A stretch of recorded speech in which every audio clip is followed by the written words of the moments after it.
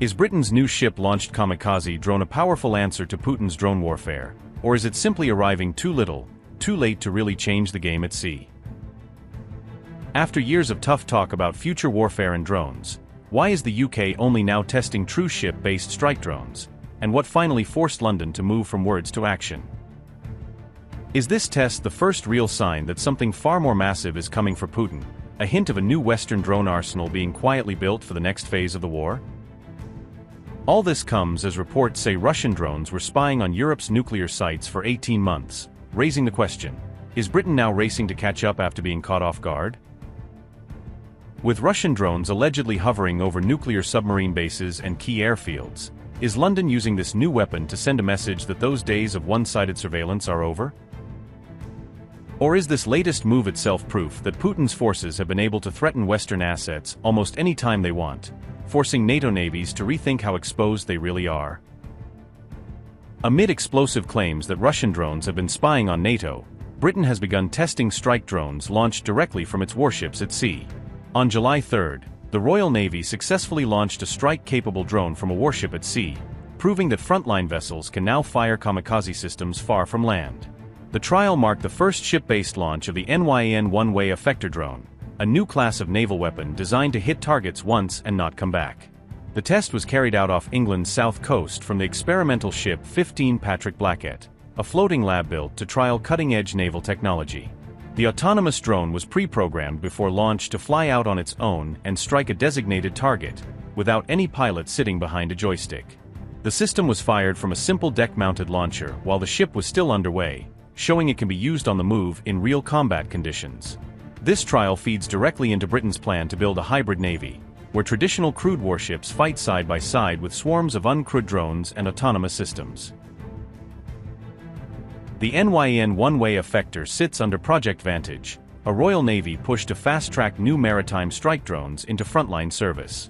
It is a strike-capable one-way attack drone, designed to fly out, hit its target hard and not be recovered. Its role is as a long-range loitering strike munition, able to circle over an area and then dive onto high-value targets when commanded. The drone is fired from a deck-mounted launcher on naval vessels, meaning even smaller ships can suddenly gain long-range strike reach.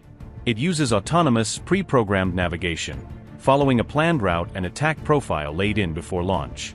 The NYN system was previously deployed during Exercise Springstorm in Estonia, where it was tested alongside NATO allies on land.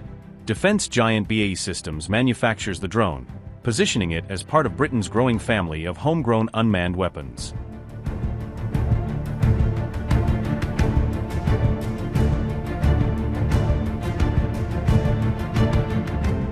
Project Vantage aims to rapidly field maritime one-way strike drone capabilities, pushing them from concept to combat-ready far faster than past programs.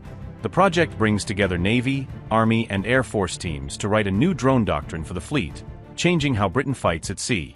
Personnel from 26 Royal Artillery and 744 Naval Air Squadron led the sea trials, blending land-based drone experience with naval aviation expertise.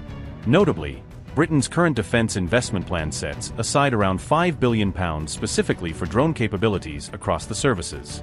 Around £650 million of that money is earmarked for expendable autonomous systems, including loitering munitions that commanders expect never to recover. The wider plan covers not just strike drones but also uncrewed ground vehicles, shaping how British forces will fight in future high-tech operations. This high-profile trial came right after reports alleged Russian drones had surveilled NATO nuclear facilities, underlining why London is racing to harden its own defenses and sharpen its reach.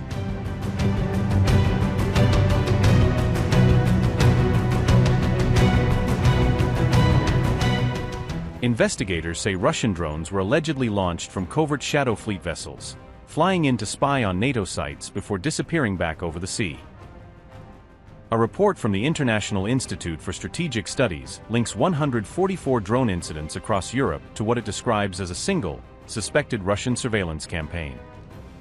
The alleged surveillance campaign is reported to have run from late 2024 through early 2026, quietly gathering data while governments focused on Ukraine. RAF Lakenheath in the UK was among the sites reportedly targeted, just as it prepared to host US nuclear weapons again for the first time in decades. In the United Kingdom, Reported drone activity focused on RAF Lakenheath, Fairford, Mildenhall and Feltwell, all key nodes in NATO's air and nuclear posture. In France, the Isle-Long nuclear submarine base, home to Paris's sea-based deterrent, was listed among the locations of concern.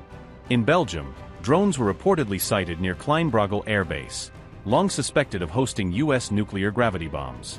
In the Netherlands, Focal Air Base was flagged, another site tied to NATO's shared nuclear mission and frontline strike aircraft. Even around neutral Ireland, the report says Russian assets monitored Irish naval activity, filling in the map of Western maritime movements.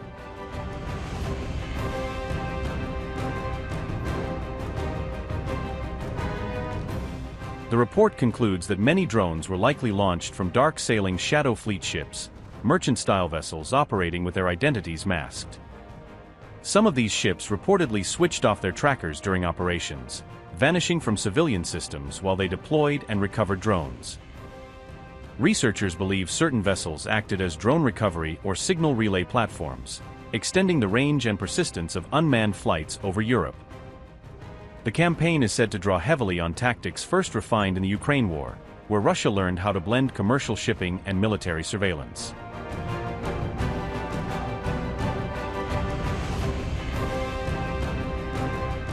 According to the study, Western militaries failed to capture or shoot down any of the suspected drones, raising uncomfortable questions about NATO's air defenses at home.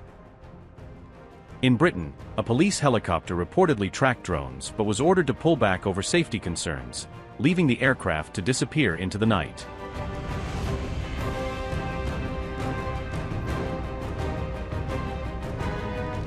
Analysts say the campaign likely sought detailed nuclear surveillance across Europe, from base layouts to patrol habits and security routines. The ISS report also cites broader reconnaissance, logistics mapping and psychological warfare as key motives, using drones to unsettle and probe NATO states. Drone sightings allegedly peaked in September and November of last year, coinciding with major war games and moments of heightened tension. Incidents are said to have declined only after European navies began seizing Shadow Fleet vessels in 2026, signaling that the quiet war at sea had finally been noticed.